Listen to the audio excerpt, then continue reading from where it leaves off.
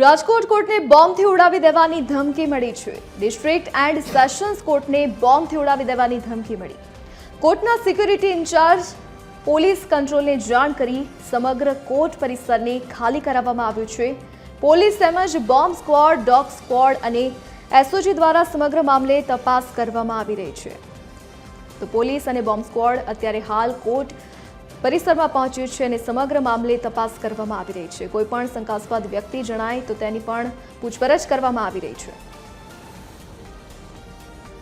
તો district and sessions કોર્ટને બોમ્બથી ઉડાવી દેવાની ધમકી મળી તો કોર્ટના સિક્યુરિટી ઇન્ચાર્જને સમગ્ર મામલે પોલીસ કંટ્રોલમાં ફોન કરીને જાણ કરી।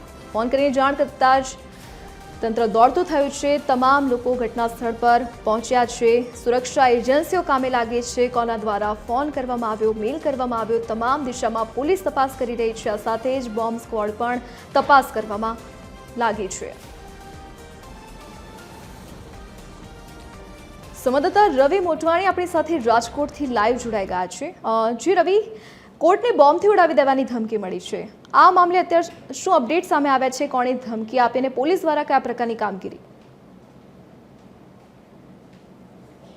જી જરૂરથી જણાવી દઉં, રાજકોટની જામનગર રોડ પર આવેલ જે કોર્ટ છે ત્યાં બોમ્બથી ઉડાડી દેવાનો એક ઈમેલ આવ્યો હતો। આ ઘટનાની જાણ થતાં કોર્ટ છે તે સતર્ક થઈ ગઈ હતી। તુરંત જ પોલીસને જાણ કરાવી હતી। પોલીસની ટીમ પણ તુરંત સ્થળ પર પહોંચી ગઈ હતી। યુનિવર્સિટી, માલવીય નગર સહિતની પોલીસ ટીમનો કાફલો, એસીપી ચૌધરી સહિતની અધિકારીઓ અહીંયા પહોંચી ચૂક્યા। સાથે સાથે બોમ્બ સ્ક્વોડ ને ડોમ સ્ક્વોડને પણ મગાવી લેવામાં આવી છે અને જે કોર્ટમાં જે તમામ સ્ટાફ હતો તેને બહાર કાઢી દેવામાં આવ્યો છે અને હાલ જે પણ શંકાસ્પદ વસ્તુ હોય તેને ચેક કરવામાં આવી રહી છે।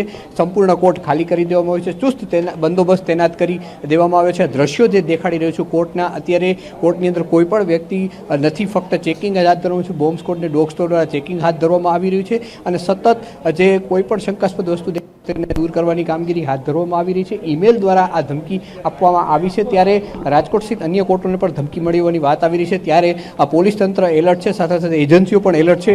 જો કોઈ આ અનિચ્છનીય બનાવ ન બને તેના માટેની પૂરતી તકેદારી રાખવામાં આવી છે। આપણી સાથે અધિકારી છે ચૌધરી સાહેબ। સાહેબ, શું કહેશો, કઈ રીતના કામગીરી કરવામાં આવી રહી છે? કામગીરી હાલમાં બિલ્ડિંગ ટોટલી ખાલી કરવામાં આવી છે અને એસઓજી, બીડીડીએસ, બોમ્બ સ્ક્વોડ તેમજ ડોગ સ્ક્વોડ દ્વારા હાલમાં બિલ્ડિંગનું પૂરેપૂરું ચેકિંગ ચાલુ છે। કારણ કે આ 5 માળનું બિલ્ડિંગ છે અને ખૂબ જ મોટું બિલ્ડિંગ છે, તે આ ચેકિંગ કરવામાં પણ ઘણો ટાઈમ જાય એવો છે। કઈ રીતના ધમકી આવી છે? ધમકી મેલ મારફતે મળેલ છે, એમાં કે બોમ્બથી ઉડાડી દેવામાં આવશે કોર્ટ પરિસરને। કોઈનું નામ છે સામે એમાં? એમાં મેલ મોકલનારનું નામ છે મોહમ્મદ વિક્રમ રાજગુરુ, outlook.com નામના મેલ દ્વારા મોકલવામાં આવેલ છે।